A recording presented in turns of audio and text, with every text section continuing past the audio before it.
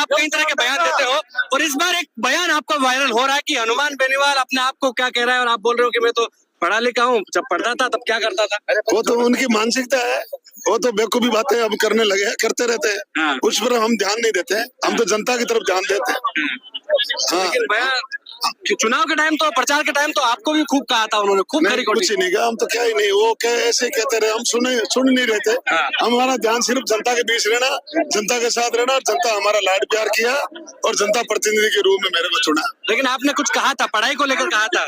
पढ़े लिखे तो है मैं, पढ़ा लिखा तो हूँ ना मैं, पढ़ा लिखा ही हूँ, बताओ। लेकिन कह रहे हैं कि आपने कहा था कि 10वीं। वो जब बड़ा ना, वो याद पढ़ते थे तो उस टाइम में सरपंच बन गया, उस टाइम में सरपंच बन गया। हाँ, वो पढ़ता था, उस टाइम में सरपंच बन गया, उनके पिताजी के साथ में रहा, तो सारे वो तो जहाँ रहते हैं वहाँ मिलके चुनाव लड़ना पड़ता है, सब मजबूती के साथ सहयोग करना पड़ता है, जहाँ रहते हैं वो सहयोग होता ही है। 10th है वो पास की नहीं, झूठ बोल रहा है, वो कोई डिग्री वैसे लाया होगा ये, तो मैं तो जानता हूँ, मेरे पास ही तो रहता था।